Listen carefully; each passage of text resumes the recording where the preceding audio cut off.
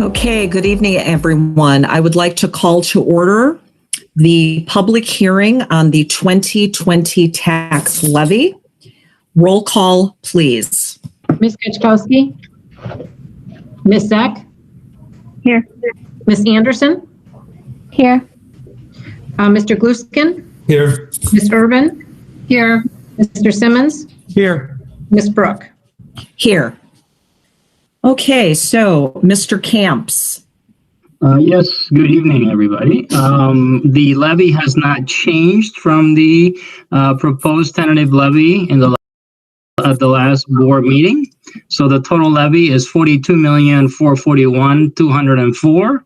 That includes $812,260 for debt service, and the rest being $38,055,000 is for the cap fund. No changes to the from the tentative levy.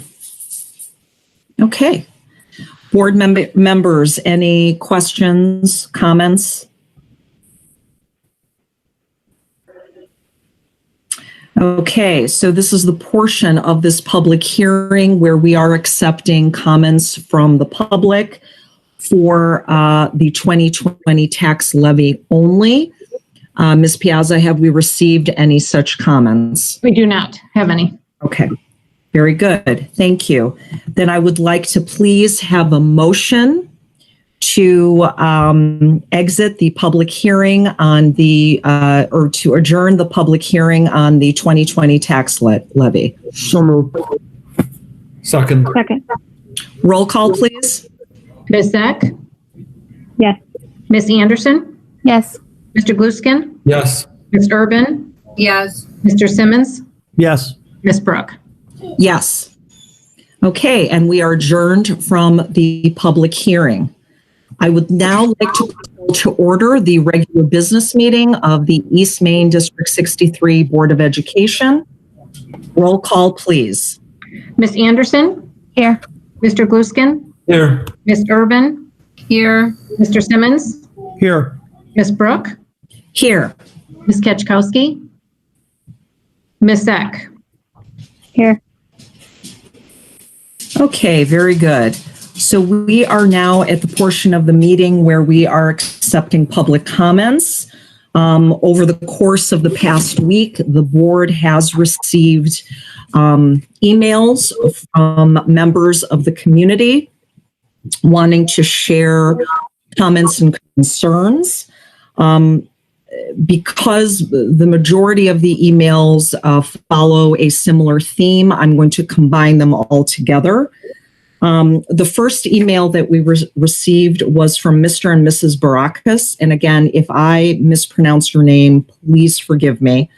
But they had written to the board expressing a desire and a request that when it is time for the students to return to school in January, that we consider returning those students in 3rd, 4th, and 5th grade that did not have a chance to return before we had to shut things down again. So they wanted to request that and make that comment and request with the board.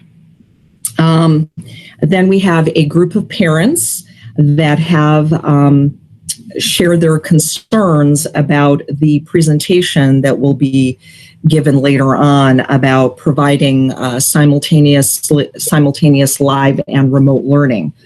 Those parents are Ms. Massini, Mr. Narinian, Dr. McNaughton, Mr. George, and a Dr. Monley. Those parents are very, very concerned about the added stress that this is going to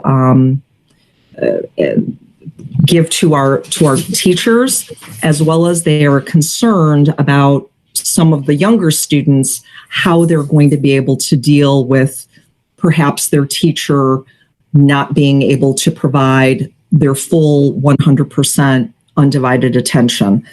So they have all stated that they understand that these are difficult times, and they certainly appreciate everything that the board and the district is trying to do, but they are sharing their concerns about the viability of providing this type of instruction.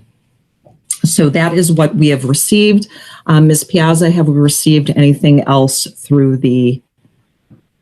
We have not. We have not received any additional. Okay, thank you. And thank you to all of those that have written to us. Okay. So our first presentation is to present the winners of the Winter Card Design Contest. So who is going to be Ms. Bishop? Yes, thank you. Yes. Thank you, President Brooke. We are delighted to be able to honor our Winter Card Contest winners this evening. We're just disappointed they can't be with us as we've done in past years where we're able to bring them into the meeting and show off their artwork, but we're still going to show off their artwork. This is the 5th year the district has done our Winter Card Contest, and given circumstances, the fact that we had more than 25 entries, I think is pretty good, and they were from every school and almost every grade. We had some awesome artwork, and you can find our winners' work on the website as soon as this meeting is over.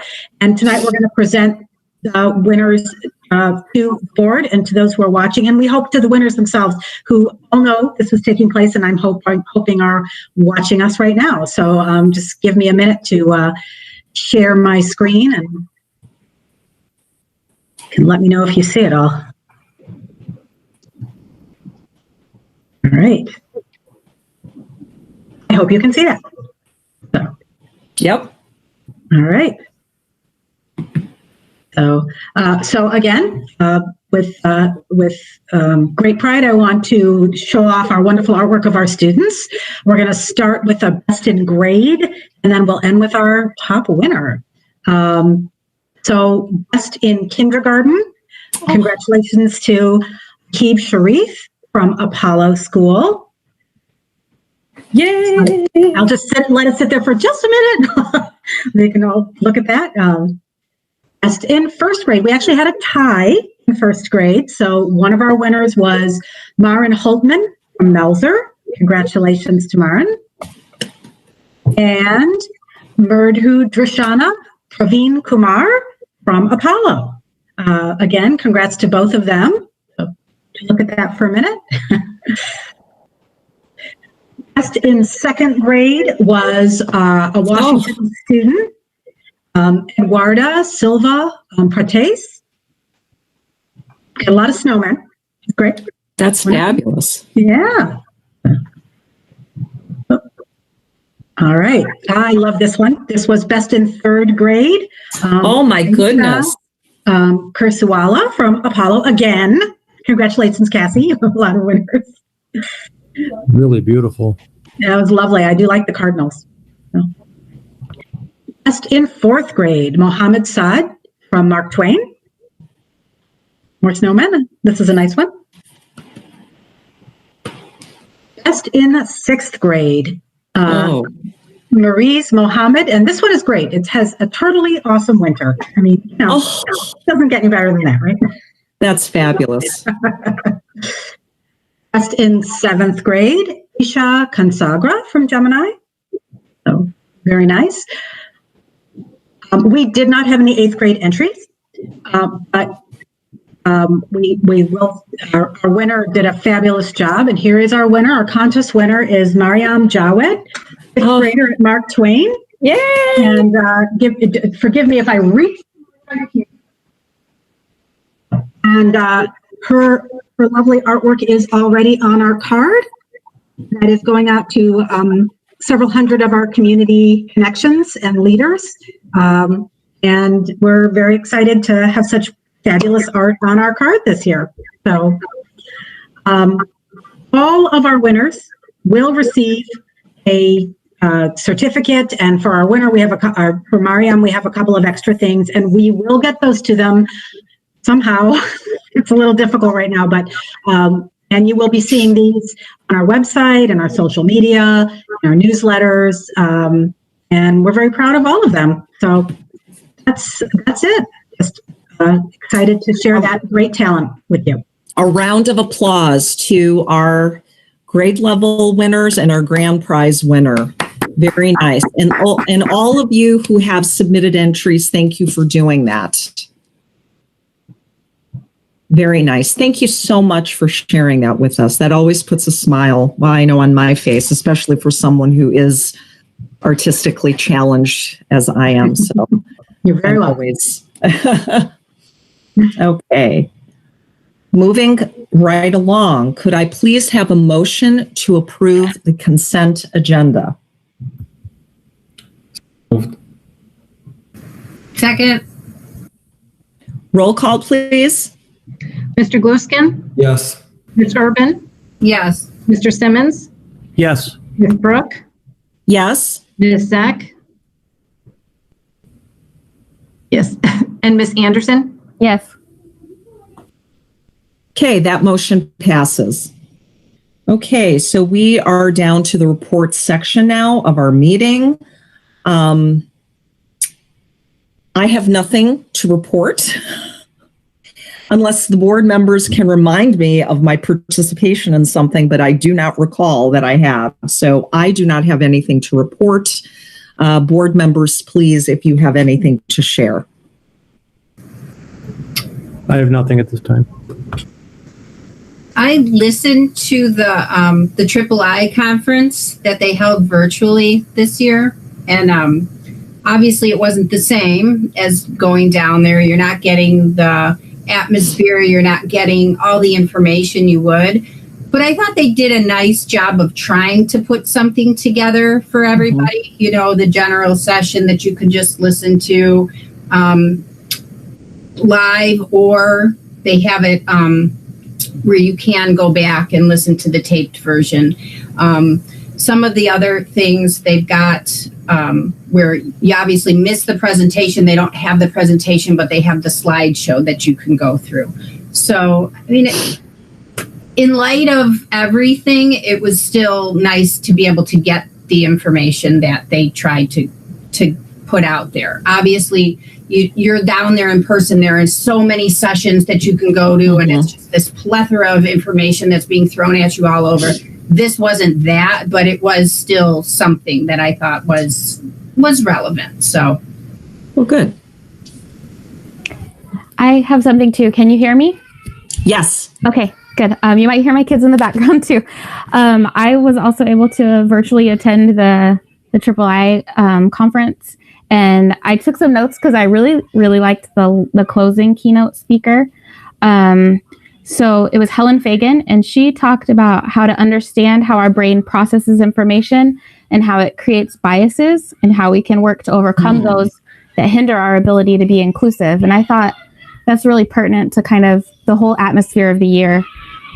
She spoke briefly about how we need to increase our emotional intelligence, especially in children, in order to help them appreciate the differences among their peers. I feel like the district has so much diversity, and that's one of its strengths. And one of the things that stuck out the most to me that she said was, sometimes we have to have a change in strategy, but not a change in vision. And that really resonated with me, because I feel like the vision of the district is to empower all the students. And sometimes to do that, we change our strategy so that we can make sure that we're inclusive of everyone. And I just really liked that she said that. Great. Thank you for sharing that. I actually also do have one thing now that everybody started talking about the IASB conference. I attended the delegate assembly virtually the week before the conference. It was, I'm not a big fan of virtual events, but this one I actually loved because it was quick. Part of the reason was they limited participation. Usually everybody can sit there for a long time and state stuff for 5 minutes, and a lot of it gets very, very repetitive. This was very limited, which I liked.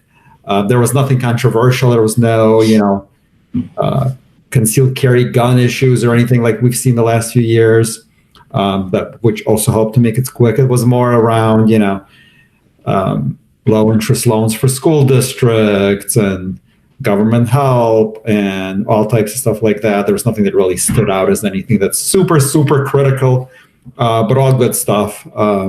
So I did attend that. Very good. Thank you.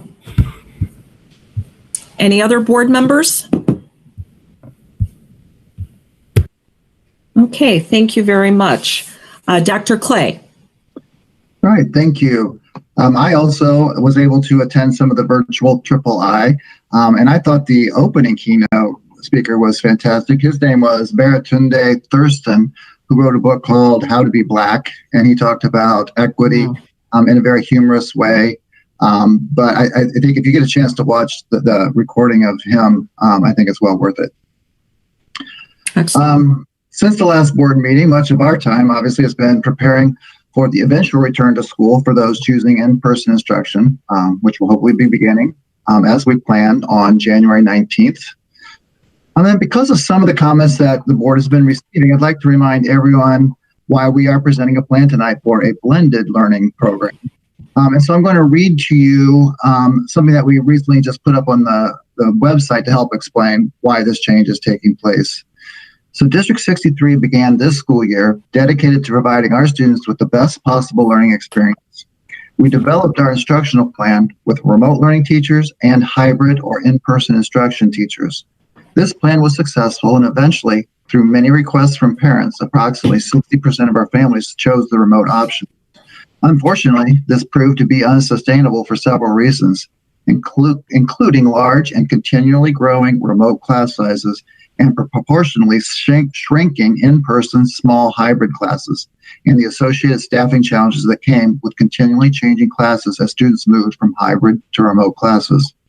While we took action in many ways to allow for our instructional model to work, like hiring quality teaching candidates to reduce class size, ultimately it was determined that the blended learning model that was being used was unsustainable. Our principals and district level administrators also investigated many options in order to maintain the plan we had developed, but it became obvious that we could not continue with the plan.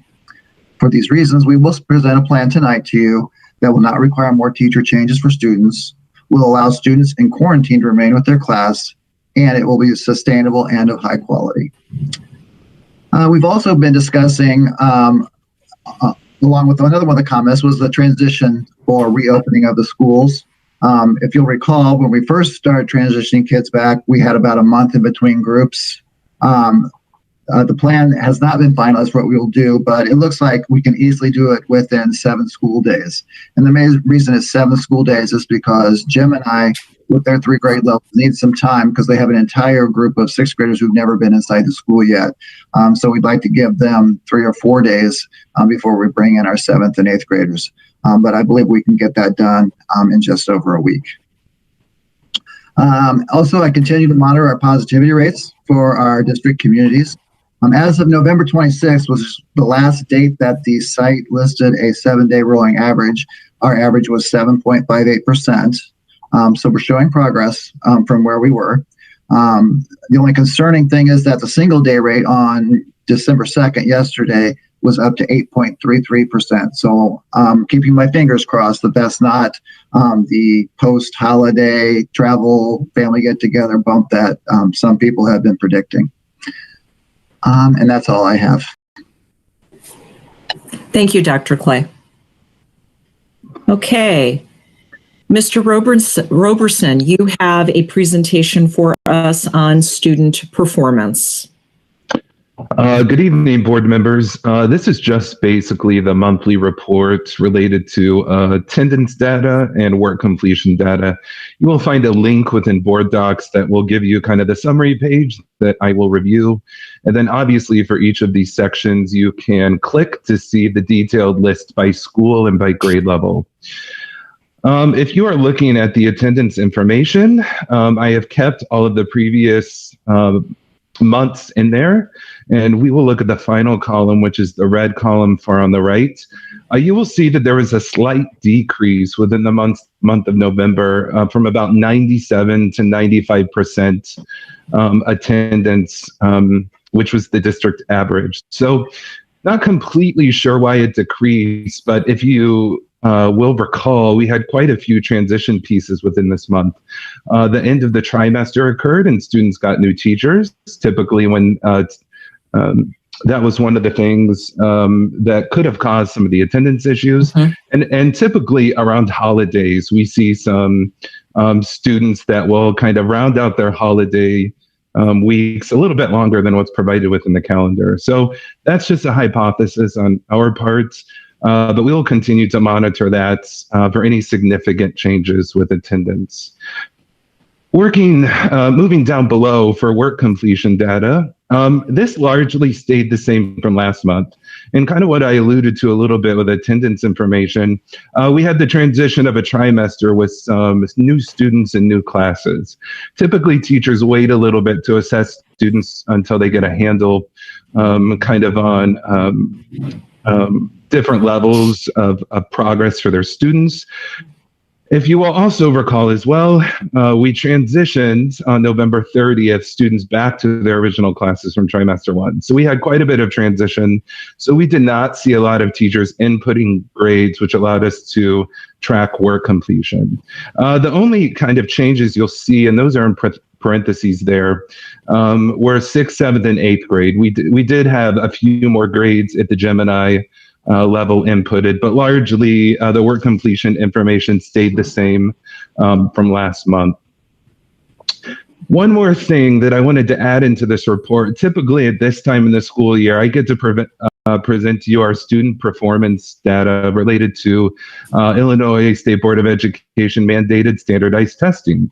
If you recall, that those tests were canceled last school year. Because of that, our report card looks quite a bit different this year. I have 3 links for you within that document. The first one is the Illinois at a glance report card information, the ISB statement on report card indicators, and the transparent designations information. I'll go ahead and just quickly read what the Illinois State Board of Education said, which pretty much sums up why we don't have new report cards this year. Every school receives an annual designation on the Illinois report card. The designation is based on the school's overall data for all of the accountability indicators, as well as the data for individual student groups. Each school's designation in 2020 is the same as it was in 2019 due to the COVID-19 pandemic's impact on Illinois report card data. So all of the information I presented to you just a year ago that all of our schools received a commendable rating was just kind of grandfathered over into this year. So actually, if you go to the website and click on report cards, they will pull up a message from the state saying that schools have the same designation from last year. So I just wanted to share that information with you that is unchanged. And I think Mrs. Pacheco is going to finish this report. Yes, thank you. So during the month of November, our outreach continued by our teachers, social workers, psychologists, parent and principals. In addition to parent-teacher conferences and over 100 phone calls logged to parents from various school staff members to check in on students, we also continued our process of referring students to internal school problem-solving teams as well as to external community resources. Those numbers are included in your board document for this evening.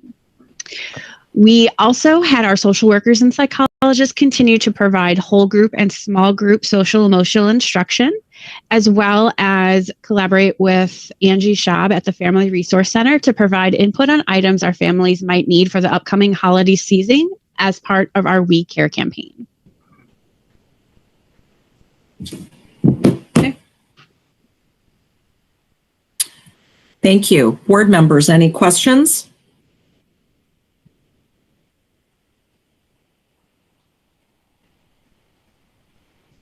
I'm curious. I would like just anecdotally would like to know, how did you all feel about parent-teacher conferences this year for this fall? If anybody wants to. Sure, I can start. So we actually talked about this morning. We had a meeting with Dr. Clay and the Gemini team. I mean, there was the normal glitches here and there, you know, with the parents. But overall, the feedback was very positive. And actually, one of the pieces that we want to look into is possibly keeping the opportunity for parents to do virtual conferences going forward. Even when we're back in the building, they can do an in-person conference or a virtual conference. It was really nice. I mean, we had parents doing conferences from their work break rooms. We had parents doing conferences, with their holding their baby. And those are things maybe they might not have been able to attend because of those different reasons. So it was nice. We also got that feedback with our PTO meetings. More people are attending because they can't. Right. So I think that is, again, another one of the positives of this not so positive situation is that it's opening our eyes to things that maybe we didn't think about before that are beneficial for our families. Well, good. Yeah, I was curious about that, if some families found that to be a preferred way of meeting. Certainly, it's much more convenient. Mrs. Zach, you're on mute. Can you hear me? Yes. Can you hear me now? Okay. Yes. You muted. Okay. It's going weird. So on the parent side, I had 2 at Gemini, and I have to say I liked that it was 10 minutes instead of the 5 when we're actually at the school. And as annoying as some of the, at the 10-minute mark, it just hangs up on you. So if you're in mid-sentence, it's done, but it's also kind of nice because you're stuck to a schedule. And so you don't have to worry about being late for the next class or waiting on other people and it just delaying yours. So I thought it was nice. I thought it went really well. So I applaud Gemini and all the teachers. So it went really well. Good. Any other building administrators that want to share? Again, it's just anecdotes. It's not, it's really for my own curiosity. I'll share. At Mark Twain, teachers said they went very well. They were very pleased with parent participation, and they were very pleased with the way it went.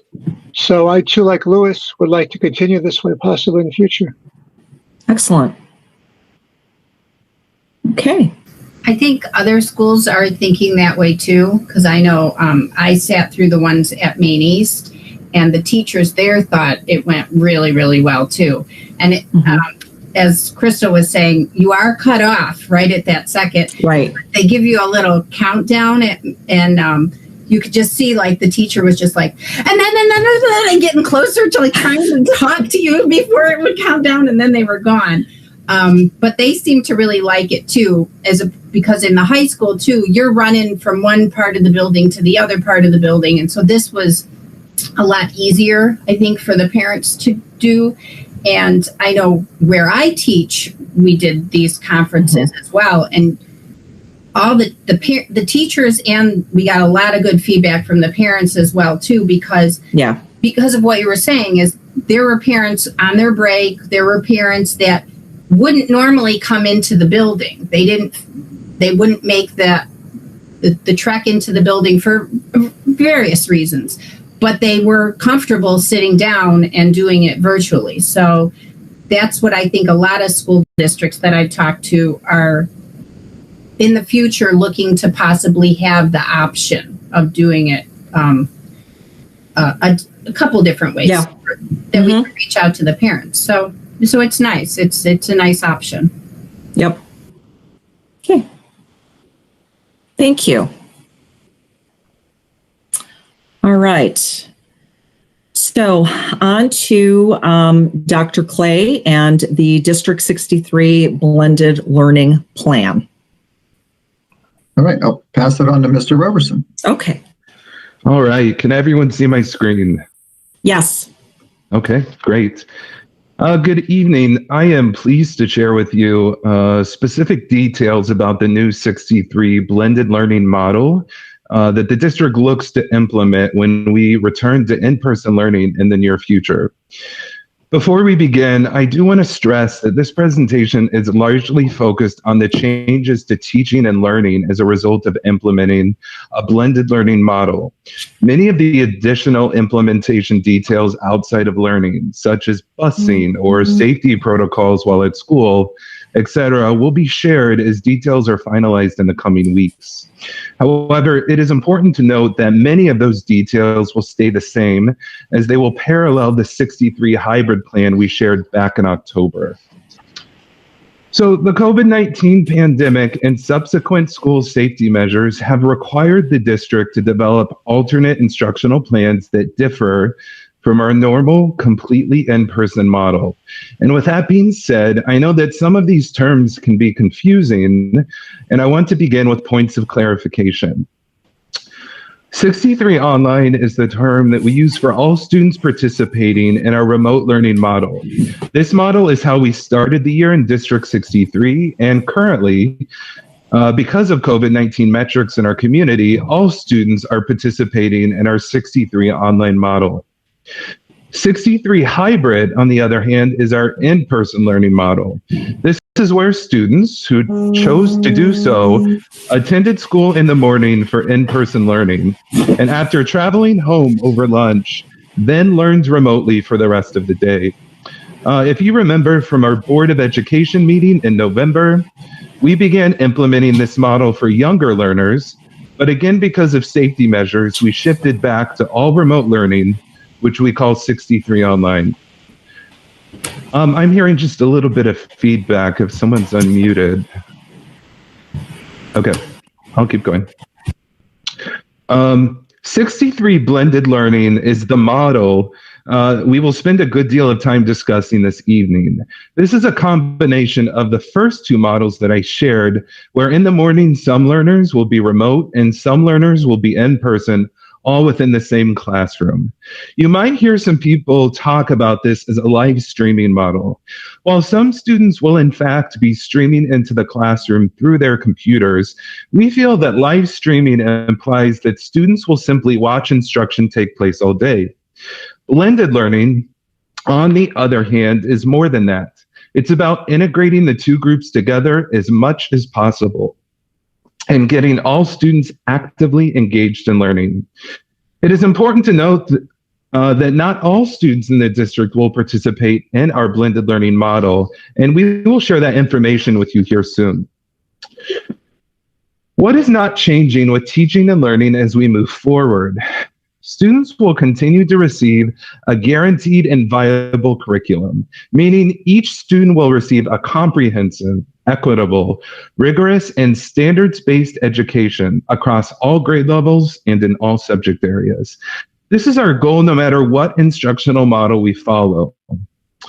Differentiated instruction, or meeting the learning needs of individual students, will continue to be an instructional priority.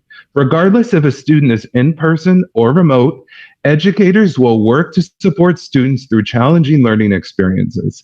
Small group instruction and one-to-one support is needed. Synchronous learning, which means live instruction from a teacher, and asynchronous learning, which encompasses watching pre-recorded videos or completing independent learning activities, will still be a part of the learning experience for all students. Teachers will continue striving to find a balance between digital learning experiences and paper-pencil activities for some students. This balance also means that for in-person learners, the goal is not to have them on a Chromebook for the entire time, but to instead use digital activities purposefully. Perhaps more important than ever, all District 63 educators will continue to prioritize building relationships among students and between teachers and students, as well as foster positive and connected classroom communities.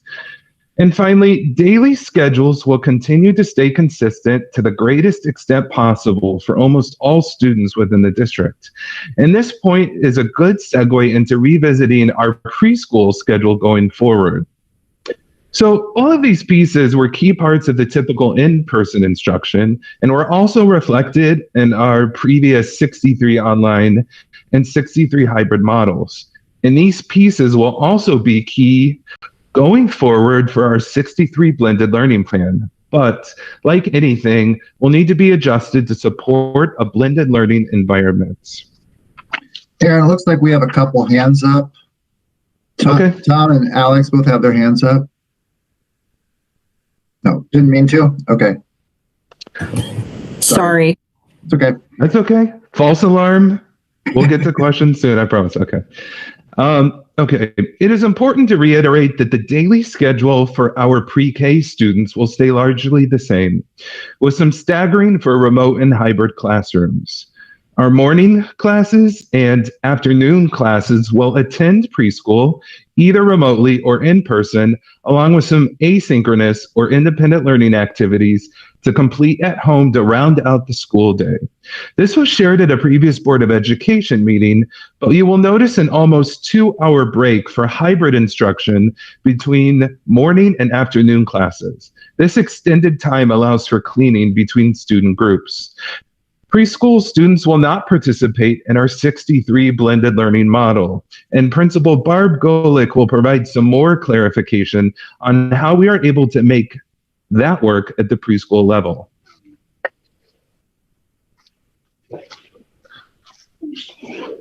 Thank you, Mr. Roberson.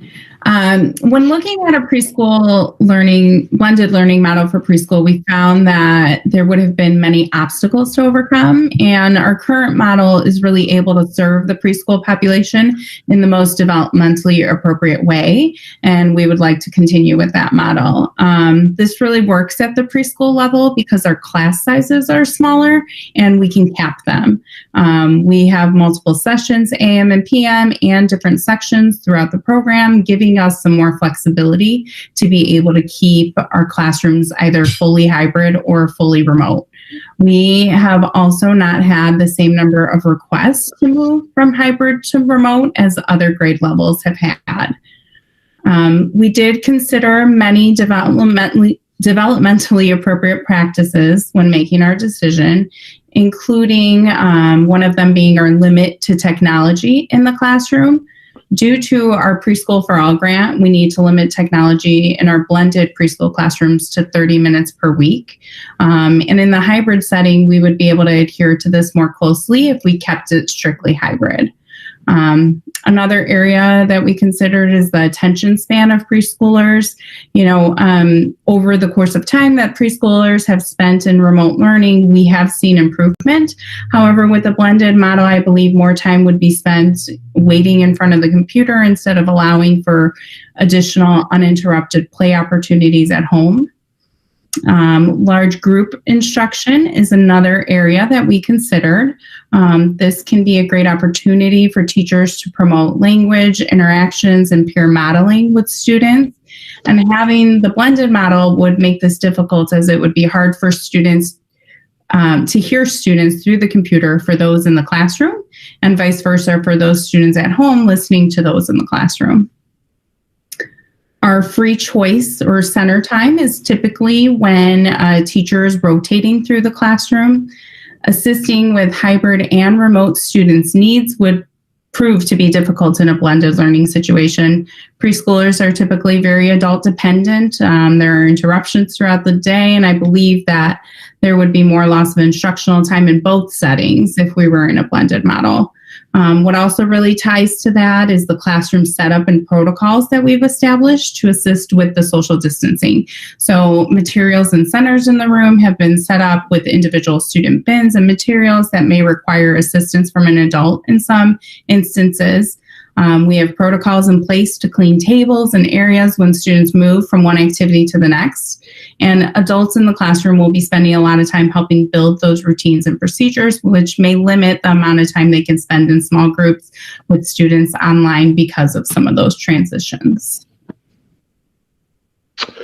All right, thank you, Principal Golick. Let's take a look at our Gemini Middle School.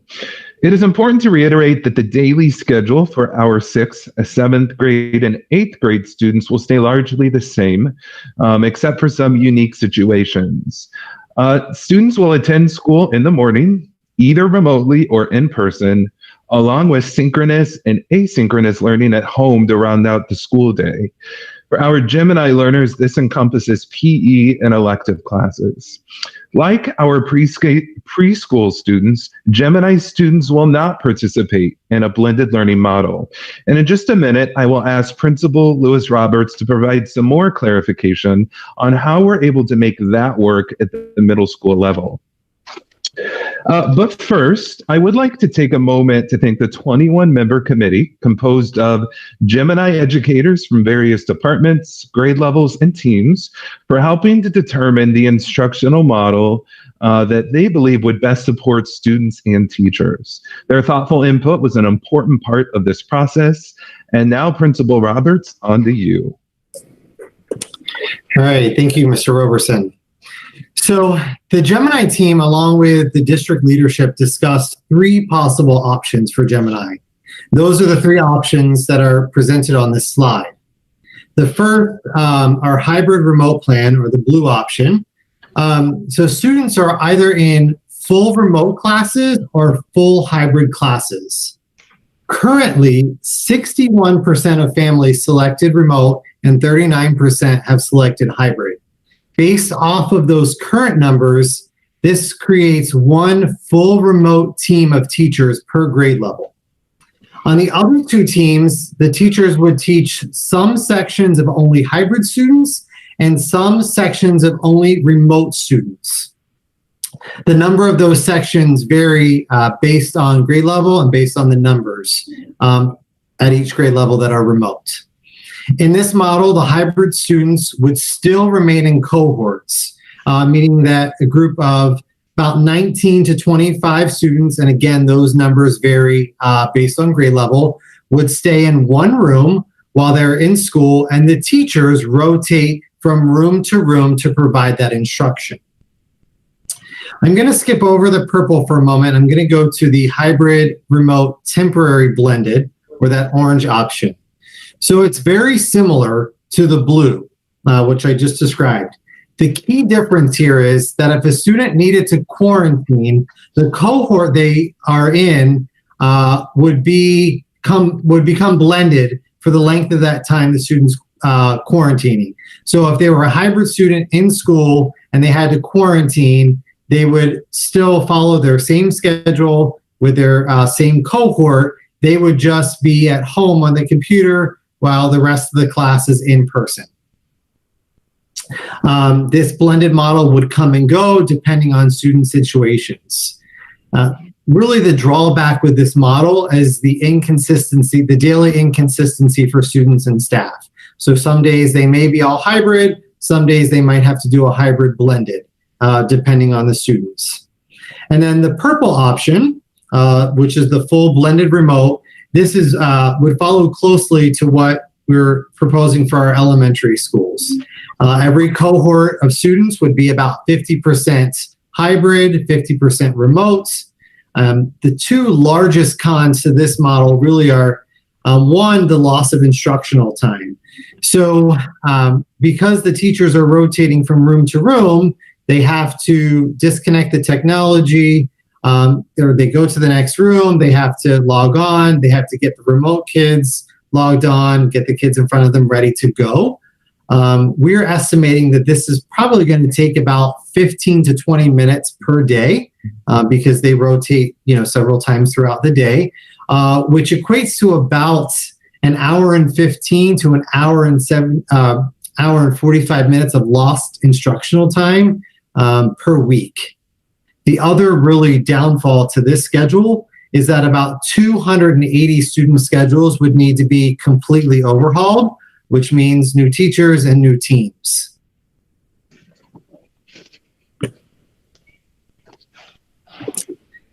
So the blue, or our current hybrid remote plan, is what we're proposing. As you can see from the bullet points in the slide, this option is the least disruptive to students and teachers. The option does offer some flexibility. If a student does have to quarantine, we can move them, keep them on their same team, and we would temporarily change their schedule. They keep their same teachers. The order of their classes would just change because they would go into those teachers' remote classes that they teach. for that quarantine period. This was also the model of instruction that 94% of that committee felt was best for students and teachers. All right. Thank you, Principal Roberts. So let's now take a look at our elementary schedule for Apollo, Mark Twain, Melzer, Nelson, and Washington schools. It's important to reiterate that the daily schedule for all kindergarten through 5th grade students will stay largely the same. Students will attend school in the morning, either remotely or in person, along with synchronous and asynchronous learning at home to round out the school day. For our elementary learners, that will encompass some science and social studies activities and special area classes, which are art, music, PE, and library media. Unlike our preschool and Gemini students, we are proposing that kindergarten through 5th grade students would participate in a blended learning model. Like the information that was discussed during the November Board of Education meeting and reiterated again this evening by Dr. Clay, a blended learning model is the only sustainable approach that we can implement that will allow us to keep students with their current teachers, regardless if they choose remote or in-person learning. Before we jump into the blended learning plan itself, I just want to acknowledge that we have interacted with and learned from some of our surrounding school districts. Park Ridge School District 64, Schaumburg School District 54, and Glenview School District 34, all of which also implemented various forms of blended learning models. Of particular appreciation is our partnership with Des Plaines School District 62, which not only shared a plethora of information regarding their district's blended learning model implementation, but their instructional coaching team will be meeting with our district instructional coaches next week to share the hiccups they encountered with this implementation and help us collaborate on the best ways to support educators in this transition. And I would also like to take a moment to thank the 19-member committee composed of elementary educators and administrators representing various positions from all of our 5 elementary schools for providing feedback on the plan itself, the communication timeline, and the professional development for staff. They were an important part of this plan. Now, before we jump into some of the specifics, it's important that you first understand what technology will look like for educators that will facilitate blended learning. Our Director of Technology, Keith Schaefer, will share that information with you. Thank you, Mr. Roberson. The following supports are in addition to ongoing professional development on the effective use of technologies that our staff use with students. We've classified technology support for blended learning into 3 areas: facilitating instruction, classroom management, and technology setup and use. The district is equipping our blended learning classrooms with technology to facilitate engaging instruction for students both in person and remote. Each classroom is being equipped with a webcam on a tripod and a Bluetooth headset with mic for the teacher. These items will be connected to the computer that is used with the classroom's interactive whiteboard. Facilitating instruction. The goal is to minimize student screen time unless instructionally appropriate. Teachers present their screens or webcam via Google Meet from a classroom computer to both in-person and remote students at the same time. Classroom management. Teachers will continue to use Google Meet to engage with remote students. When appropriate, a teacher can share the view of the remote students on the interactive whiteboard with the students in the hybrid learning group, or log into a separate device to engage with students who are remote only. We will also reshare the Google Meet expectations for students guidelines with teachers and encourage them to review with students. Technology setup and use. Members of the technology department are working on support guides and videos that will be shared with staff. This layout illustrates a classroom with the interactive whiteboard at the front of the room. Notice we have identified 2 possible locations as examples of where teachers can place the camera. One is identified by a green box, one by a blue. Through professional development, teachers will have choice and flexibility on where to best locate the cameras and how to use the blended learning technology. Teachers will also have options on how to view remote students. They will be able to share the view of remote students on the interactive whiteboard screen for the whole class, or they can meet with just remote students using their laptop. And now I'll return you to Mr. Roberson.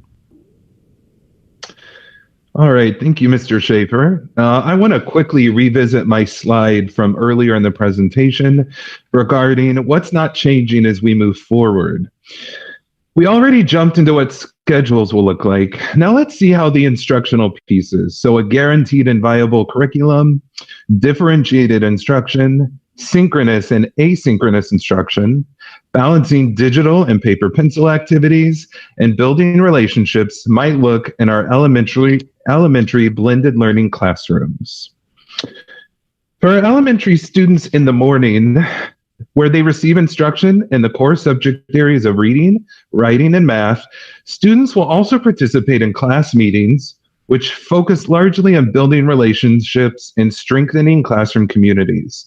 And this relationship building process will be facilitated in flexible ways, depending on the classroom, the students, and the teacher. And as a reminder, students will still participate in remote learning at home for the afternoon. This includes special classes, along with science, health, and social studies, and with some social emotional learning sprinkled in there as well. Remember, elementary students have been following this schedule all year. So let's keep drilling down at the morning schedule on an even deeper level. So to facilitate learning for each of the subject areas, District 63 utilizes various instructional techniques to support differentiated instruction beyond just whole class instruction. Small group instruction, one-to-one support and conferring, and independent learning are utilized flexibly to support the needs of students. To see what these techniques might look like in a blended learning environment, let's drill down to a specific subject area, reading, for example, to see what it could look like. For reading instruction in our elementary classrooms, we follow a reading workshop model. Basically, there are 3 parts to a daily reading workshop lesson. It starts with a mini lesson, which takes around 10 minutes and includes targeted grade level instruction. Next is student reading time, which takes around 30 minutes of the reading block. For the most part during this time, students will be reading self-selected books independently, but sometimes other learning activities may be assigned as well. The teachers will also be meeting with students to support differentiated instruction through small groups and one-to-one reading conferences with students. And the reading block ends with a short, approximately 5-minute share time, which reinforces the mini lesson for the day and allows the class to share some of their reading experiences. Now let's dive into how both in-person and remote students might engage in this lesson. So for the 10-minute mini lesson, in-person students and remote students would observe the teacher's direct instruction. Because of the challenges navigating both groups simultaneously, students will largely watch this lesson take place, often in the form of teacher modeling. The largest chunk of the reading block, independent reading time, encompasses some different options for how teachers might meet with students in the classroom. One option is the teacher might choose to meet with a completely in-person small group of students while all other students are reading independently, both in person and at home. A teacher might then choose to meet with a completely remote small group of students through Google Meet while all other students, both in person and remote, are reading independently. Another option a teacher might choose is to meet with a small group of students that includes both in-person and remote students. And the teacher can choose the best way to do this. The teacher might have all of the students in the group join a Google Meet session for that small group at the same time, or there are a few variations of this approach that teachers might utilize as well. And something I don't have on this slide, which is one-to-one teacher and student reading conferences, can be facilitated in relatively consistent ways from what we have been doing throughout this entire school year. And finally, for the short share portion of the reading block, the teacher can truly use any of these options. that I've shared so far. However, it will typically look like the mini lesson at the beginning of the reading block, where in-person and remote students watch the direct instruction at the same time. This example that I just showed you can be applied to other core subject areas such as writing and math. And seeing that there are a few different options, we place trust in our teachers to make some of these instructional decisions based on the group of students and what is most conducive to student learning in a blended environment. Now, our Director of English Learning and Bilingual Services, Erin Sterling, and our Director of Special Services, Jim Pacheco, will elaborate a bit on the continuity of services for some of our special populations. Thank you. So our EL resource teachers will continue to work collaboratively with general education teachers to ensure English language growth and guarantee grade level instruction is accessible and appropriately developed for students' level of language proficiency. Newcomers and low proficient English speakers have been and continue to be a priority for our ELL teachers. ELL services may be delivered concurrently in the morning sessions to in-person and remote students, as mentioned in the previous slides. ELL resource teachers will either support students in their classroom or in a separate classroom setting, but safety measures will be put into place when meeting with students in either one-on-one or in small groups. As I've mentioned in previous board meetings, all ELL teachers, dual language teachers have worked tirelessly to provide instructional supports and to translate for families or connect families with someone that can translate. Phone calls have been made to families to ensure that parents know who they are and when they will be providing services. I can assure you that all of our teachers, ELL, dual language, and gen ed will continue, and special ed, will continue to do the aforementioned as we transition to this blended learning model. It is critical that all of our families understand the details of this proposed blended learning model, and that our ELL teachers do play a key role in communicating these details with our multilingual families. Thanks. So, tonight we're discussing a shift to blended learning for the whole district. As we mentioned last month, some special education teachers, as well as many of our related service providers, have already been using a blended model very similar to what we're describing tonight for you. For special education staff, we will continue to develop plans using a student-centered, differentiated approach that adapts to students' abilities and strengths as learners. We know and have learned that while some students with special needs may adapt well to receiving instruction over the computer, others may not. This means that we'll be utilizing a mix of instructional groupings and settings, with some students participating in homogeneous groupings of all in-person or all remote students, while others may have their needs met in a mix of in-person and remote small group instruction.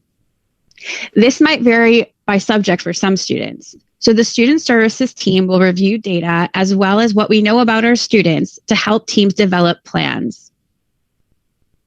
Our focus will remain on providing our students with special needs access to that guaranteed and viable curriculum available to all District 63 students. We will continue to focus on closing student learning gaps, monitoring progress throughout so we are able to determine if supports are needed for the recruitment and retention of previously learned skills, as well as the attainment of brand new ones. Now, Mr. Roberson will talk about next steps. All right, thank you, Mrs. Pacheco and Mrs. Sterling. So another big question that I'm sure that many of you have is, so what's next? I'll try to provide a brief overview of what we can anticipate the next few weeks to look like as we ramp up to welcoming back students for in-person learning. So for the week of December 7th, and that's next week, we hope to finalize and share with our staff the detailed instructional plan for blended learning, along with a webinar that will go deeper into how these instructional strategies could and would look in practice. We want to provide this time to our elementary staff to familiarize themselves with the plan. And obviously, as you heard earlier, our Gemini and First Steps preschool staff will not be following this plan and will be following a model that they're largely doing right now. For the week of December 14th, as you will see there in blue, staff will participate in job-alike question and answer and problem-solving sessions so that we all have a clear understanding how our upcoming instructional models will look in different environments and for different groups of students. And as you will see in the red box, families can expect a more detailed, family-friendly 63 blended learning plan that should answer some additional questions regarding the implementation process, such as safety procedures, busing, etc. For the weeks of January 4th and January 11th, technology will be set up in classrooms to support remote and in-person learners. In addition, our technology department, digital learning coaches, instructional coaches, and the teaching and learning department will facilitate professional learning opportunities related to the fluency of using technology and high-quality practices with blended learning. At the same time, families can expect both district communication and school-specific communication regarding the return for some students to in-person learning. Families will, if they so choose, have an opportunity to also update learning environment choices at this time as well. And if all goes according to plan, we will begin a staggered return, as Dr. Clay talked about in his report, for our in-person learners beginning on January 19th. And while I shared benchmarks here of what we tentatively expect, of when we tentatively expect these things to happen, we are also acutely aware that technology and professional support for our district educators will need to continue long after implementation of this model. So I want to conclude this presentation with acknowledgement that for our entire school community, so students, parents, teachers, staff, administrators, and our Board of Education, this past year has been, to say the least, challenging. And while I have every confidence that our staff will rise to this next occasion and create high-quality learning experiences for students, I hope that we also give each other grace through this process. There are going to be bumps in the road ahead, but if I have learned anything over the past few months and year, our district community will come together and make it the best that it can be. So at this time, I will stop the presentation and we can open it up for questions.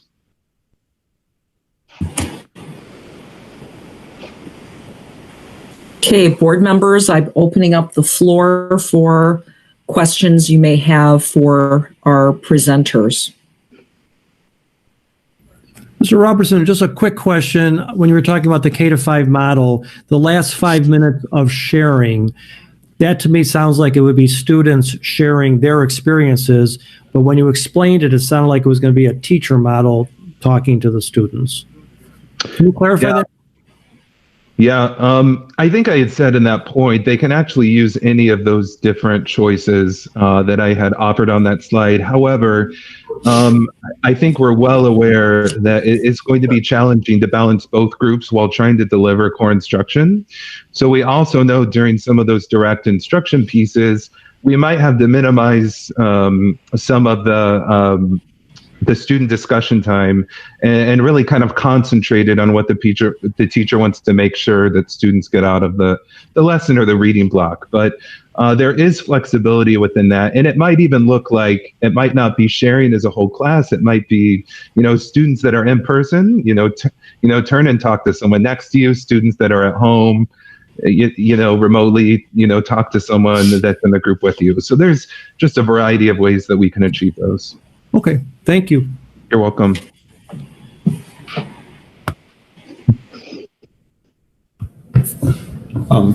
Not so much a question, well, actually a question and a comment.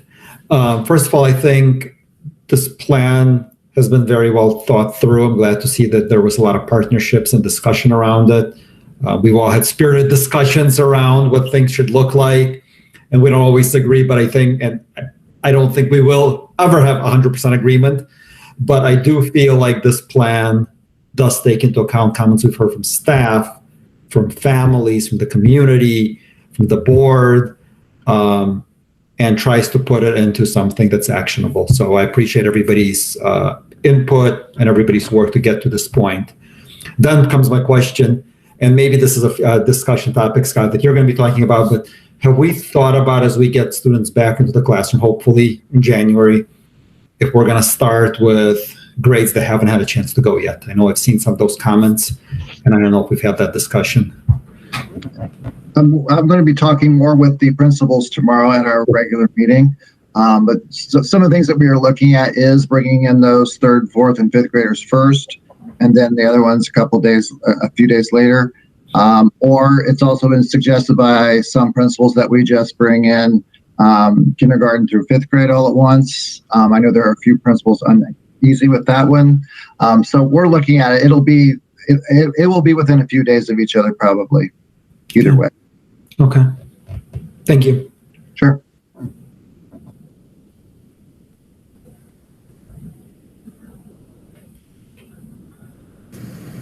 I just wanted to clarify for any parents that are listening. So at Gemini, if the kids are in the hybrid, because we've got a team that is strictly remote, if their child needs to go remote, they will stay with the same teachers and the same content. So it wouldn't be like they're switching to a different class where they've already learned that, where they're ahead or they're behind. Everything will kind of be more of an even flow, and then they can always switch back and it'd be in the same spot as well. Correct? Yes, that's correct. So we have, that would be the hybrid. So those kids that are hybrid, their teachers are teaching both in-person students and remote students. So yes, what would happen would be they would keep their same teachers. They would still be on their same team. And if they had to, quarantine, then they would just, the order of their classes during the day would change, but they would still be with their same teachers, learning the same content. And then when they come back to school, they just flow back into their regular schedule. And just to clarify, Mr. Roberts, when you say that they're teaching remote students and hybrid students, that means the teachers have a hybrid section, but they also teach a remote-only section. Correct. So when students, I just wanted to clarify that piece. Yeah, because they're in cohorts, so each team is broken down into 5 cohorts. So what happens on those hybrid teams is maybe 3 of the cohorts are in person and 2 of the cohorts are remote. So when the teacher goes from room to room, they go into room 1, which may have kids in front of them. They go into room for the next period into room 2, and that may be a remote group. So they log on, teach that group, then they go to the next room, which is all the kids are in person again.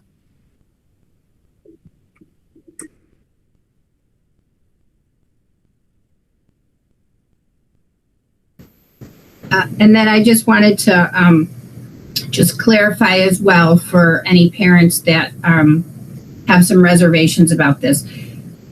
You guys had the slides with the teachers' names on this. So those teachers were behind this plan and feel very comfortable with this plan and setting up this plan and utilizing this plan, that this is something that they feel comfortable and confident with moving forward. Yeah, Mrs. Urban, I can't guarantee that everyone feels confident with this. This is obviously over the course of the year, the 4th reiteration of our instructional model. What I can say, what came out of those discussions is really solution-oriented thinking. And so what I presented to you and what's in our detailed 17-page instructional plan that teachers will be able to view are things that staff felt are the best way to facilitate instruction with the blended learning model. I think if the group had the choice, we would be completely in person teaching like we always have, because that's what they've honed their skills to do over the course of many years. But I can say that the committee was really focused on what's going to be best for students and manageable for teachers. And that's the plan that came out of that committee's work. Okay, because I will say, I know at at the last meeting, I was a little hesitant with this, with the technology and, that these kids would be left off or these kids would be left off, and how is the teacher going to be able to talk to all of those? And I do feel a lot better with this. And after we met last time, and Mr. Schaefer had talked about the wireless headsets he was getting for everybody and stuff, I inquired about those in my own district, wanting to make sure that this is going to work. And so I'm teaching at home right now. My co-teacher, even though we are fully remote, he goes into the building every day because he doesn't have very good internet where he lives. So he's teaching in an empty classroom, but we're together. So we got the headphones, and he's been wearing them and walking around the classroom with us so that I can tell. And he'll say, okay, Sheila, I'm way in the back now. I'm back by where the crumb cart is. And I can hear him plain as day. And he'll put exactly what we're doing here, where he'll put the kids up on the screen and he'll use the whiteboard, and we can hear him from the back of the room and he can hear us, and there's no communication issues whatsoever there. And he likes it because I'll see him too, and he'll be like, okay, I'm in front, I'm going to practice being in front of the map here. Can is this clear for you, the way that he's got it set up? And it is, we've only been doing it for a couple days now, since we got it all set up, but it has been going well. So when we anticipate coming back, we think it will definitely help us. So that has also helped me feel a little bit better about this, that this is going to be more of a smooth transition for the teachers and make it easier for them to do both simultaneously. So I did want to say that I have experienced it and seen it, so I feel better. So thank you. Okay, we appreciate that. Yeah. I have a question about the very last slide where you said that parents can update their, I don't remember what you called it, learning environment option. Are we concerned that that won't go as expected and will possibly mess up the numbers in some way? Because I really appreciate that you guys have made it so that there's minimal change for the students this go around, so that they can kind of stay with their teachers and their I'm just wondering if I know some of the parent emails that we received this week expressed concern that they'd picked to stay home, but now they're concerned that their child at home won't get attention if a bunch of families start opting in to be in person. Are we worried that the numbers could fluctuate in a way that makes anything a little more complicated? It would have to flip. Can't predict the future. I know. Right. I know you can't predict the future. It would have to flip flop almost a lot in order for it to be a problem in person. Which we all feel like, with the way the virus is going nationwide right now, people I think are pretty scared, and I don't see a lot of people changing their mind. Okay. It could happen, but I think we're prepared for that. That's one of the nice things about this plan, is that even if a lot of kids make a switch, it's still the same teacher, same class. Yeah, I really like that, especially if someone has to be quarantined, they can stay with their same class. I think that's a strength of this for sure.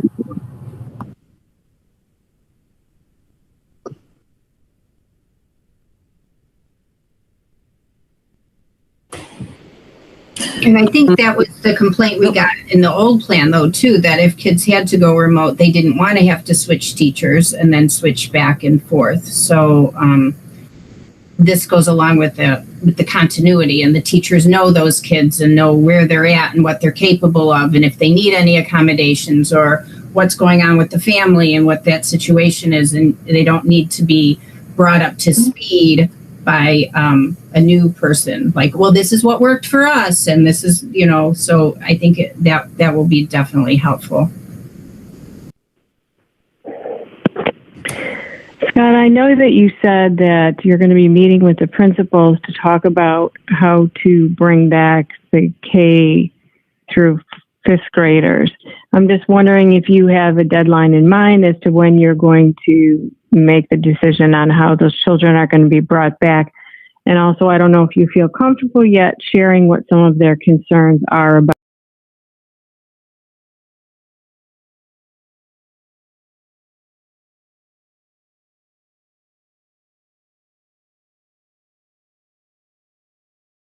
getting them out over a couple of days. I'm hoping that we can come to a conclusion tomorrow in our meeting, and I can share that with the board. The concern is that, well, I've heard a few concerns. One is that the third, fourth, and fifth graders haven't been to school yet, so they want some time to be able to get them acclimated to the new procedures, because it's a very different looking situation than the last time they were in school. And there are people who are concerned that our K through 2 kids were only in school for a few weeks, and now they will have been out for a couple of months, and they may have forgotten a lot of those procedures too. Because we had a lot of luck with the kids catching on to the procedures quickly and being really good about following them. And we don't want to lose that. But on the flip side of that, I also heard that once we got started with the grade level, people felt like, yeah, we could do this faster because these kids are catching on pretty quickly. So I think our principals are ready to move faster with bringing them in. Thank Dr. you. Dr. Clay, I also wanted to mention that to Katie Anderson's question about their class size and changes, there is a possibility that some kids will change class in January because we have hired 2 additional classroom teachers, and we have 4 grade levels across the district at K-5 that still have class sizes that are a little large. And we're trying to get class sizes close to 20 in those cases. So we have hired 2 teachers, but there are a few people who may not be able to continue to work for various reasons. So we are actively interviewing. 2 candidates were interviewed today, and we have had a slight uptick in applicants, mid-year graduates. So we're feeling more encouraged than we were a month ago. But we may add a few more teachers, which may cause a few changes with placement in January. But we feel the benefit of being in a class of about 1920 versus a class of 26-27 would be worth that change. And obviously, we'll be thoughtful. If it comes to that, we will be thoughtful about where kids are placed and how we transition children.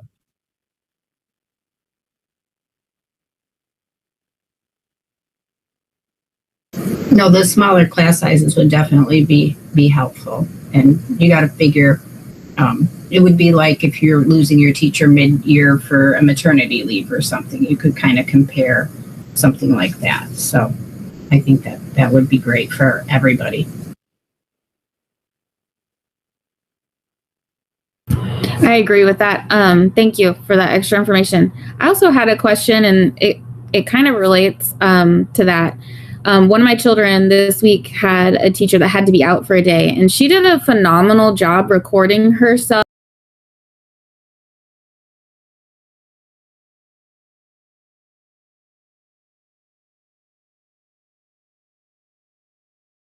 teaching for 3 hours, which was insane to me. Like, she was amazing. I can't believe she was able to do that. And I actually think at some point my child didn't realize she wasn't there. But I guess I was wondering, she had said, and maybe this is just incorrect or, it's changed slightly, that there aren't subs for our district. So I didn't know how that would play in, or maybe just this particular situation, there wasn't availability of a substitute. How that would play in if a teacher is supposed to be in person and hybrid. It seems like insurmountable that a sub could come in that situation, like if it's last minute emergency. I just didn't know if that was actually the case or if there are subs available and this was just a special situation. But she did do an amazing job, so I'm not saying that. I can at least speak to the first part, in terms of 63 online or completely remote model, we do not have substitutes for that. The directions for our teachers are the minimum is kind of an asynchronous day for students. They might not have live teaching in front of them, but they have activities to complete in a pinch in case of an emergency. We, of course, like you're describing, Mrs. Anderson, we have teachers that go above and beyond and record hours of instruction and different pieces like that, and we definitely appreciate that. But Dr. Schleiser, I don't know if you want to elaborate anything on our subpool for Sure, when we go to blended. Sure, and I think I had mentioned this at some point in the past. We have 40 some odd subs who've said they will come work. I can't confirm whether or not how many will actually come work until we start having vacancies that need to be filled. We've continued to interview substitutes. We hired, I don't remember exactly, 4 or 5 last month. Or 6 weeks ago. A few of them have worked a little bit before we went back to full remote. But we are continuing to interview people. But we do have people willing to work. But it's hard to say what that sub pool is going to look like, our candidate pool, once we go back to school. I think people's willingness to come into sub will in some ways depend on the environment outside of our schools, what the positivity rates are, what the cases per 100,000 look like. But I do know that some people are working. We have long-term subs working right now. So there are people who are eager to work, who want to work. And we have less of a need for subs because, Gemini and the preschool have a number of remote classes. So that takes a little bit off in terms of the need, but we'll see. And we'll have Aaron's working on a training plan for the subs, and, it's something we're actively working on in preparation for the return to in-person instruction. Thanks.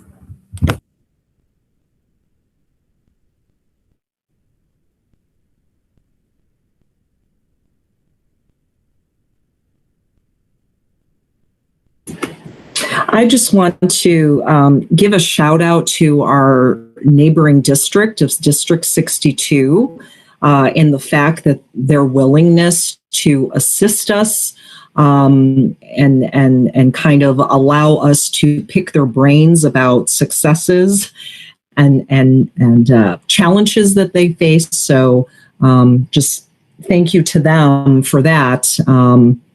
Because, as they say, it does take a village, and why recreate the wheel? So can I be a little bit more cliche? I don't know.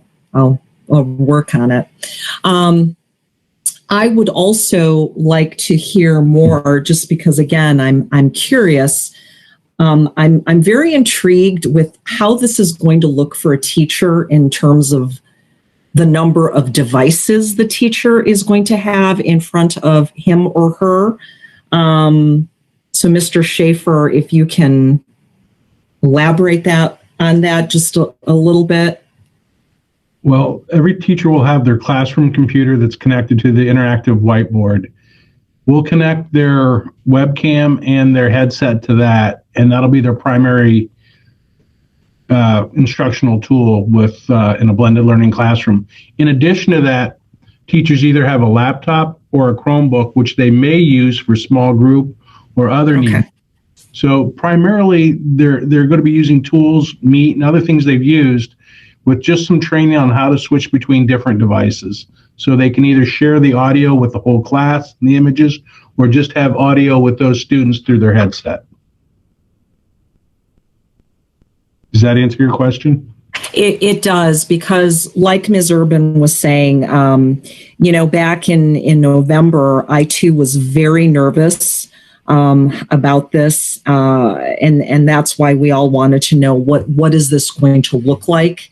And I have to say, I commend all of you, all of the teachers, all of the building administrators, everyone who participated in putting this plan together. I think it's very well thought out. And so I think you were right, Mr. Roberson. We're all going to continue being nervous because of the fact that we want to do what is best for our students without, jeopardizing the mental health of our teachers, obviously. So what you just described, I think this would be manageable from a technology standpoint. And I think it's empowering also for the teacher to feel like they can do it. So I just commend the team. So thank you. And just one quick point, Mrs. Brooke, I appreciate your kind words. I did want to say, luckily, our district has invested over the last few years in instructional coaches, and some of that group being digital learning coaches that are literally here for this sort of a moment. So we know that there will be support for teachers ongoing past just this implementation phase so that we can make this the best it can be for students and, as you said, teachers. So.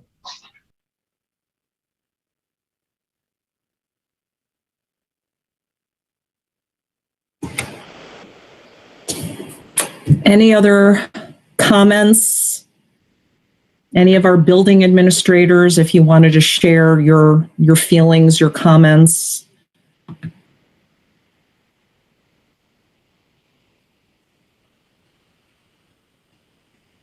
I just wanted to add, aside from our digital learning coaches, I think we've had a lot of teachers that have really jumped in with instructional technology, not only this year, but in previous years, taking opportunities to be part of cohorts and to go to conferences. So not only will the coaches support our teachers, but I'm really confident our teachers will support one another. We'll have some strong teachers who figure things out really quickly, and then they'll lead the way for their colleagues. Excellent. Thank you.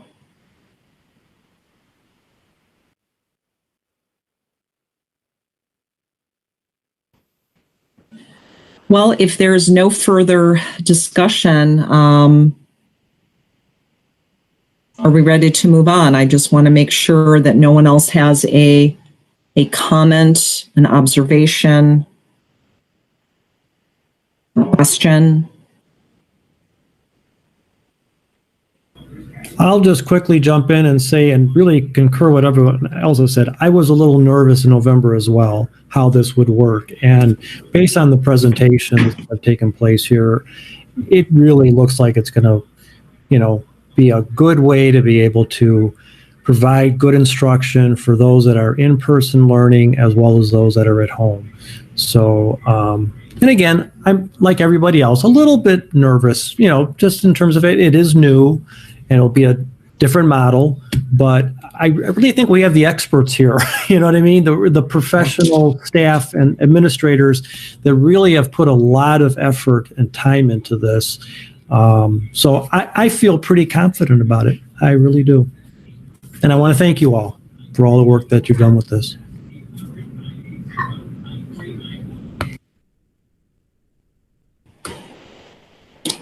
Thank you, Mr. Simmons. Okay, so I'd like to go ahead then and switch gears to our next presentation, and that is e-learning at the Family Resource Center. Ms. Schaub, you are up. Thank you, and good evening. This presentation will be a sort of summary about what happened at the Resource Center this fall.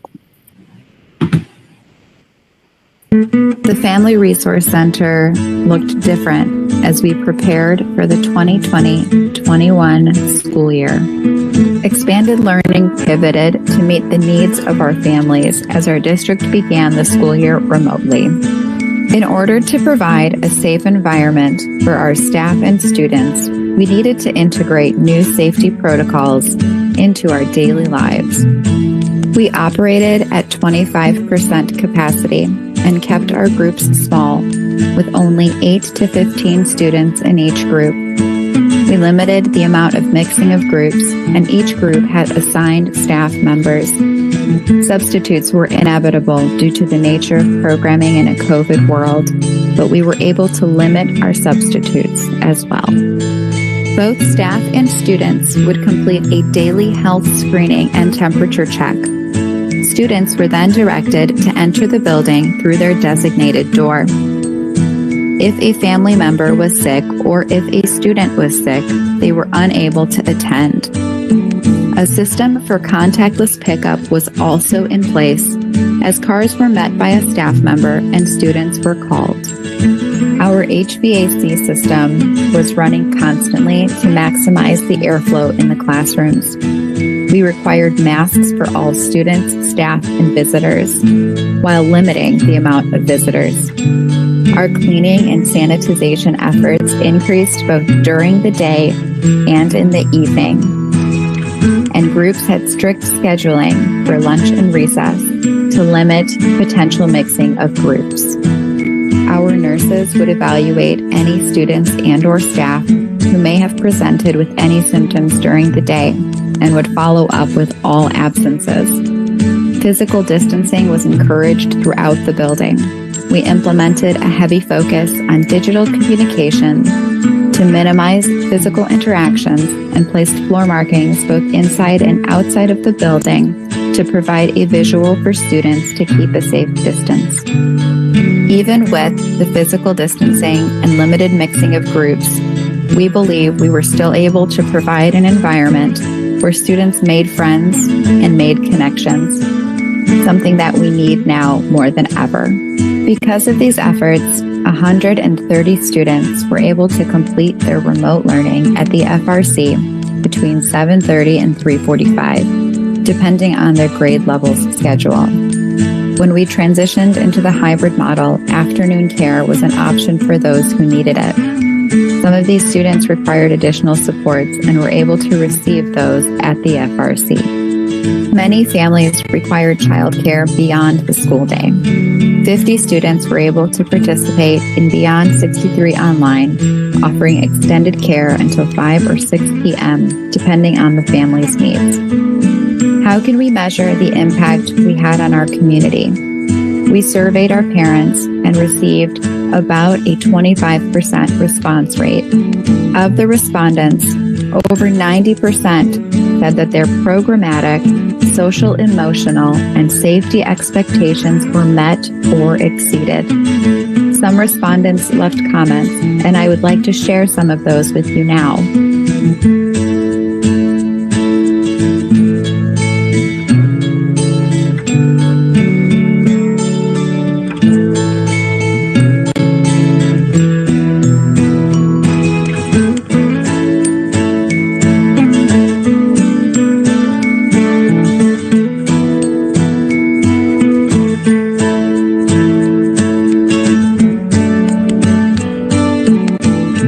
This program was largely successful due to the dedication and hard work of our room supervisors, secretaries, teachers, custodians, nurses, expanded learning staff, families, and the continued support of our administrators and board members.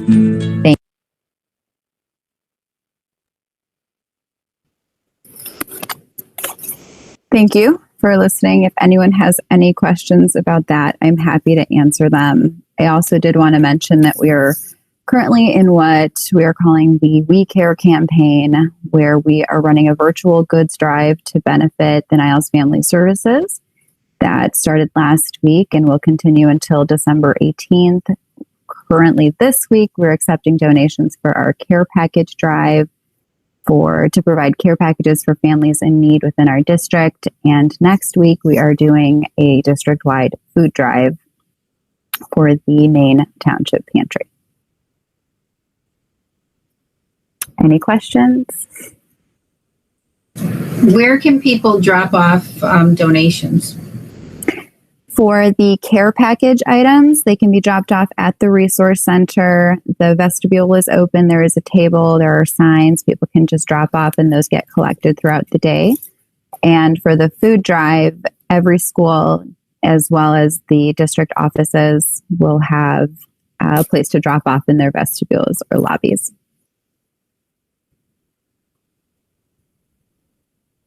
And when we come back to school in January, will your program be able to be back the way that it was? That is the plan.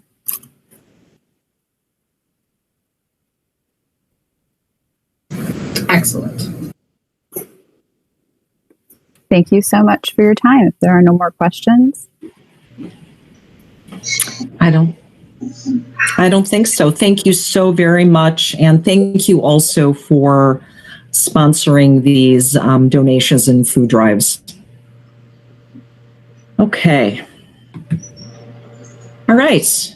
Mr. Barry, you are next with the operations report. Yes, good evening. This week, I've been working with Omega Sign and the Apollo and Early Learning Center principals to install permanent directional signs in the Apollo and ELC parking lots to assist in parent drop-off and pickup. We had our insurance inspection on our playgrounds and building exteriors Tuesday this week, and I will be receiving the report next week for any items that need attention. At the Early Learning Center, the remaining con work and site work punch list is still pending. The mechanical contractor completed his punch list items, and our HVAC controls training and commissioning of the system is scheduled for tomorrow. At Gemini, there's some damaged sidewalk that the excavator knocked out during the field work. That was poured yesterday. And then the fencing and landscaping along Cumberland will be completed next week after that sidewalk cures. We had stage training scheduled for Gemini staff tomorrow, but that was canceled due to COVID restrictions, and that's until further notice. And the mechanical contractor at Gemini, FE Moran, still needs to resolve their punch list work. It's to the point where if it's not completed within the next week or so, IHC will be hiring a different contractor at back charge FE Moran. So we get that work done and we finally get that off the books. And I've been meeting with DLA and our engineers to prepare for next summer's capital projects, which I'll have for you in more detail next month. Very good. Thank you. Thank you. Board members, any questions for Mr. Barry?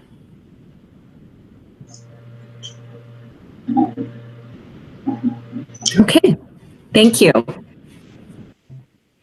All right, moving along. Could I please have a motion to adopt the resolution entitled Resolution of East Main School District 63, Cook County, Illinois, providing for the levy of taxes for the year 2020? So moved. Second. Okay, Mr. Camps, any final comments? No, just briefly, these are the documents that we file with Cook County. One of them is the resolution of the levy outlining the different amounts by fund, and the other one confirming that we did the truth in taxation hearing. Okay. Excellent, thank you. Roll call, please. Ms. Urban? Yes. Mr. Simmons? Yes. Ms. Brooke?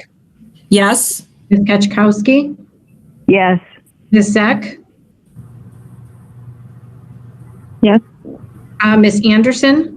Yes. And Mr. Gluskin? Yes. And that motion passes. Could I please have a motion to adopt the resolution entitled Resolution to instruct the county clerk how to apportion 2020 tax levy extension reductions for East Main School District 63, Cook County, Illinois? So moved. Second. Second. Okay, Mr. Camps? Yeah, it's self-explanatory. We're basically telling Cook County the amount that we're going to receive will probably be below what we asked for. The difference will all be taken out of the ed fund. That's what we always do. Okay. Excellent, thank you. Roll call, please. Mr. Simmons? Yes. Ms. Brooke? Yes. Ms. Kachkowski? Yes. Ms. Zeck? Yes. Ms. Anderson? Yes. Mr. Gluskin? Yes. Ms. Urban? Yes. And that motion passes. Could I please have a motion to approve and accept the following donations? So moved. Second. All those in favor, please say aye. Aye. Aye. Any opposed? And motion passes, and we thank our donors, one of whom is our own board member, Ms. Zek. So thank you.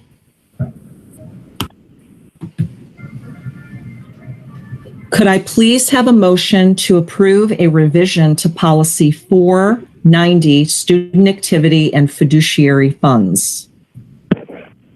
So moved. Second. Okay. Mr. Camps, is there anything? Yeah. No, just to clarify, this policy included only student activity, and as you know, funds for student activity are funds used in things that are raised by our students, by our families, and they're used in clubs and in other fundraising activities. But our school staff is working with our students in doing that. So we are required to record those funds separately, but we do have control on how they're spent together with the children. The difference with fiduciary funds, which is what was added to this policy, is that we will still keep tabs on the funds. These funds are not raised by our families necessarily, but it would be if a donor comes into the district and provides a large endowment, almost, if you will. That money needs to be recorded separately. We keep tabs on the money, but we would not have really the ability to say how we're going to spend it. The person can say, I would like to build a orchestra hall, and I'm going to be the one deciding how it's designed and everything. That is the difference in what they've added to the policy compared to student activity funds. Okay, thank you. Roll call, please. Ms. Kaczkowski? Yes. Ms. Zek? Yes. Ms. Anderson? Yes. Mr. Gluskin? Yes. Ms. Urban? Yes. Mr. Simmons? Yes. Ms. Brooke? Yes. And that motion passes. Could I please have a motion to adjourn the regular business meeting of the Board of Education?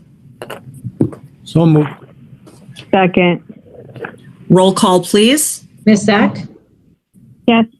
Ms. Anderson? Yes. Mr. Gluskin? Mr. Gluskin, did you say yes? Yes, sorry, forgot to unmute. Okay. Ms. Urban? Yes. Mr. Simmons? Yes. Ms. Brooke? Yes. Ms. Kaczkowski? Yes. That motion passes. We are adjourned. Our next regular business meeting of the Board of Education will take place on Thursday, January 7th of 2021 at 7 p.m. We anticipate we will be virtual again. And I do want to thank everyone again and wish everyone a happy, healthy, relaxing holiday season. Thank you very much.